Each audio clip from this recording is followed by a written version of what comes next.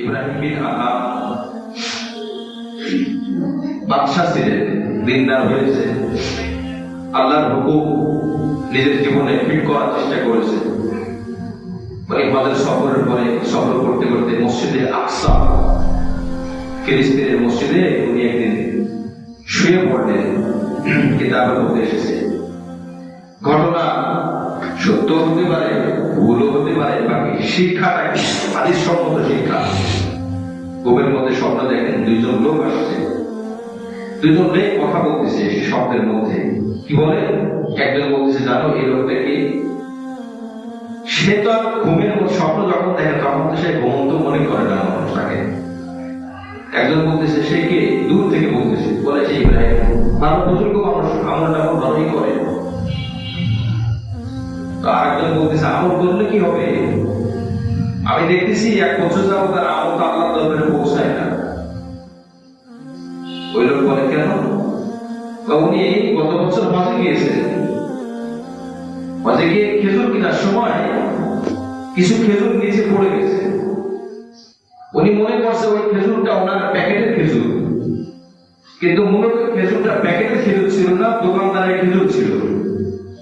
ওনার packet থেকে পড়েছে এই ধারণায় খেজুর গুলো তুলে ওনার প্যাকেটের মধ্যে নিয়ে ওই খাবার, ওই খেজুর উনি খেয়েছে। তাহলে এই খেজুরটা তো তার হালাল হয় নাই। এই হারাম খাবার খাওয়ার কারণে আল্লাহ তার ইবাদত কবুল করতেছেন না। স্বপ্ন দেখার পরে ঘুম ভেঙে গেছে। 1 বছর আগের ঘটনা। ওখান থেকে আবার রওনা করলেন,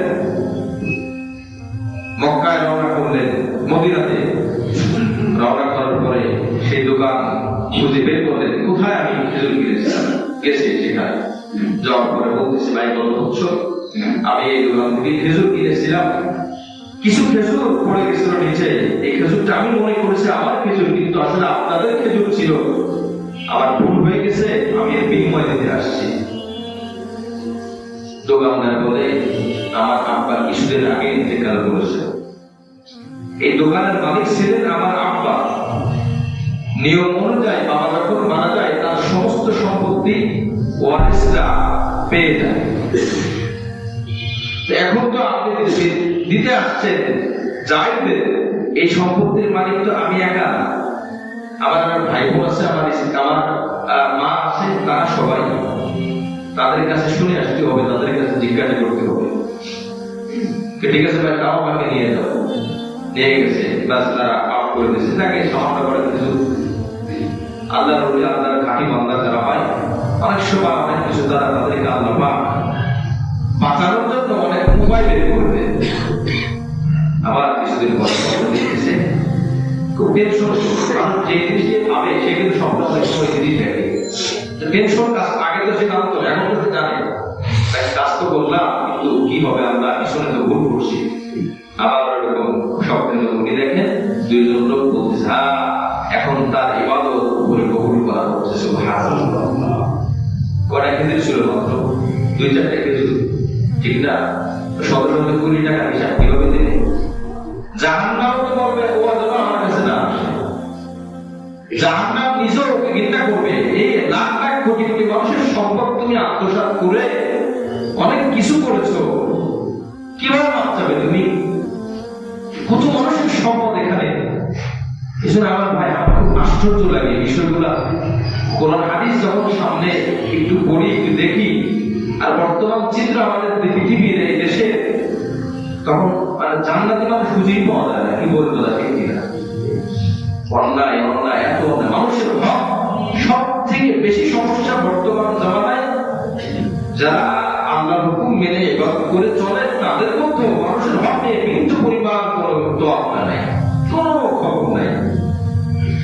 ভাই বোনের হক ঠিকভাবে দেওয়া হচ্ছে কিনা, আত্মীয় স্বজনের হক ঠিকভাবে দেওয়া হচ্ছে কিনা, এসবগুলো শুধু পড়াই হয়, আলোচনায় হয়, আলোচনার বাহিরে। ওই যে দাদা নাতি ওয়াজ শুনে বাড়িতে যাচ্ছে, খাল পার হবে, এখন দাদা লুঙ্গি উঠানো শুরু করছে, খাল পার হবে, নৌকা তো নাই, লুঙ্গি ভিজে যাবে। ওয়াজের মধ্যে হুজুর বলছে, এই হাঁটু খোলা গুনাহ, এটা শত, পুরুষের জন্য নাভি থেকে হাঁটু পর্যন্ত সার্বক্ষণিক ফরজ। নাতি বলতেছে, না না দাদা, হুজুর তো বললো এই হাঁটু বের করলে আপনি এখন ওয়াজ শুনে আসলেন, হাঁটু তৈরি করেন কেন? দাদা বলে 60 বছর যাবত ওয়াজ শুনলাম নাতি, কোনোদিন ওয়াজ খানের উপর নিলাম না, তুমি একদিনে খানের উপর নিয়ে যেতে চাও? আমাদের অবস্থা সেইরকম। আজ ওয়াজ কিন্তু মসজিদের বাহিরে বের হয় না, কি বলে বলা ঠিক না? এই যে মসজিদের মধ্যে আমি মনে করি আমার মিথ্যার বয়ান শুনলাম বললাম, মসজিদ থেকে বের হয়ে মিথ্যা শুরু হয়ে যাবে, হয় না? মসজিদের মধ্যে বিপদের বয়ান হয়েছে না? এই মসজিদের মধ্যে 1-1.5 মাস আগে 2 মাস আগে আমি বিপদের উপরে 3 সপ্তাহ প্রায় বয়ান করেছি। মসজিদ থেকে বের হয়ে বিপদের আলোচনা ভিতরে শুরু হয়ে যায়। কি হবে বলেন? এই ওয়াজ দিয়ে কি হবে নাকি? আমাদের জীবনের সংশোধনটা আমরা নিজেরাই করতেছি না। সমাজ কিভাবে সংশোধন হবে? সারা শরীরে ঘা, ওষুধ লাগানো, ওষুধ লাগায়। একটা গাছের অনেকগুলো ডাল থাকে, অনেকগুলো পাতা থাকে, প্রত্যেকটা ডাল যখন নিখুঁত হয় তখন ওই গাছটা সুন্দর হয়। প্রত্যেকটা পাতা যদি ভালো হয় তো পুরো গাছটা কি হয়ে যায়? ভালো হয়। তো এই দেশ, এই সমাজ, এই আমাদের দেশের প্রেক্ষাপটের দিকে আমরা তাকাই, আমাদের দেশটা অসুন্দর কেন? আপনি খোঁজ করে দেখেন, আপনি জাতিগতভাবে ভাবতেন, আপনি সামষ্টিক বিচার ভাবতেন, সামাজিক বিচার ভাবতেন, আপনি ব্যক্তিগত জীবনটা তালাশ করেন না। কয়জন আমরা ভাব পাবে? অনেক সময় এমন হয় যে সম্পদ তো নিজেই করে না, কিন্তু সঠিক পাত্রে সঠিক জিনিস ব্যবহার করা হয় না, এটাও তো একটা খেয়াল। কবরস্থানের জন্য টাকা দান করা হয়েছে, কিন্তু মসজিদের টাকা শর্ট, মসজিদের জিনিস লাগবে। তো এখন ব্যাস যারা কর্তৃপক্ষ রয়েছে, মসজিদ পরিচালনা বা কবরস্থান পরিচালনায় রয়েছে, তারা সিদ্ধান্ত নিয়ে বসে যে একটা কাজ করি, কবরস্থানের এখন নতুন কোনো কাজ নাই আর টাকারও দরকার নাই, ওই টাকাটা তারা ভালো কাজের জন্যই দিয়েছে। তো এখন তো মসজিদের কাজ বাকি আছে আমাদের, তো মসজিদের টাকা দরকার, এটাও তো ভালো কাজ, তো ওই টাকাটা আমরা মসজিদে লাগাই। আপনার সাধারণ জ্ঞানে কি বলে এই টাকাটা লাগানো যায় আছে? যায় আছে কেন? এটা তো ভালো কাজ না, যায় নাই, যায় নাই। একদম লোক মনে করেন আপনাকে নির্দিষ্ট করে দিল, এই মসজিদে যখন টাইলস লাগাবে তো টাইলসের জন্য আপনি টাকাটা ব্যয় করবেন, এটা আমার ইচ্ছা। ওই টাকাটা আপনি আপনার মন মতো আপনি ধ্যানে লাগাতে পারবেন না, জায়েজ আছে? কি বলেন, জায়েজ আছে? যখন আমাদের 3 তলা 4 তলায় টাইলস লাগানো শেষ হয়, 5 তলা 6 তলার দরকার ছিল, তো এই মুহূর্তে টাকার সংকট ছিল, যার জন্য হয়নি। এক ভদ্রলোক আসছে, হুজুর আমি এটা আপনার কাছে 5,000 টাকা দিলাম, এই টাকাটা যখন 5 তলা 6 তলায় টাইলস লাগাবে তখন আপনি ব্যবহার করবেন, আপনার কাছে রাখেন। আমি আমার বাসায় ওই টাকাটা বেশিয়ে গাড়া দিয়ে কাগজে লিখে রাখছি 5,000 টাকা, এটা এখন আমি আমানত না। যখন টাইলসের কাজ শুরু হবে তখনই আমি দেবো। আমি যদি এখন চিন্তা করি মসজিদের ঝাড়ু দরকার, মসজিদের কার্পেট দরকার, ঠান্ডা মসজিদের কষ্ট পাই, আমি যদি কার্পেটের মধ্যে ব্যবহার করি আমি খায়ামতদার হবো। অথচ দেখেন টাকাটাকে আমি ভোগ করলাম, আমি ভোগ করছি। আমি ভোগ না করে কিন্তু আমার কাছে আল্লাহ পাক জিজ্ঞাসা করবেন তার চাহিদার বিপরীতে, কেন তুমি এটা লাগাই না?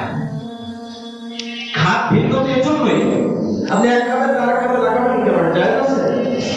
আপনাদের কি মত জায়েজ আছে? একটু কথা বলেন, তাহলে তো আমি না আমি বলতাম আমারটা বলুন, তাহলে আমি এই কথা থেকে ফিরিয়ে নেব। জায়েজ কিভাবে জায়েজ থাকে? মালিক দামটা যে উদ্দেশ্যে দেবে সেই জায়গায় লাগাতে হবে। যদি কোনো খাত শর্ট পড়ে জায়েজ নাই ওখানে দেওয়া, কখনোই জায়েজ নাই। যত ভাই কাছে যান জিজ্ঞাসা করেন, আমাকে যদি ভুল হয় আমি সংশোধন করে নেব, আপনাদের যদি ভুল ধারণা থাকে আপনারা সংশোধন করে নেবেন। এটার নাম ইসলাম, এটার নাম ইসলাম। মহাদাস হাজির, কিন্তু আমরা দুর্বল, আমরা অক্ষম, আমরা সমস্যা গ্রহণ করি না, হক হালালটা গ্রহণ করতে রাজি না। মাদ্রাসার দেখবেন দান করা হয়, ওখানে কয়েকটা খাত আছে, জাকাত আছে, সাধারণ দান আছে কিনা আপনারা যারা দান করেন বা যারা দান গ্রহণের দায়িত্বে থাকেন তারা জানেন। এখানে খাত আলাদা কেন? খাত আলাদা এই জন্য টাকা লাইন ভিন্ন, খাত ভিন্ন। জাকাত যেখানে ব্যবহার করা যাবে, সাধারণ দান সেখানে ব্যবহার করা যাবে না। আবার সাধারণ দান যেখানে দেওয়া যাবে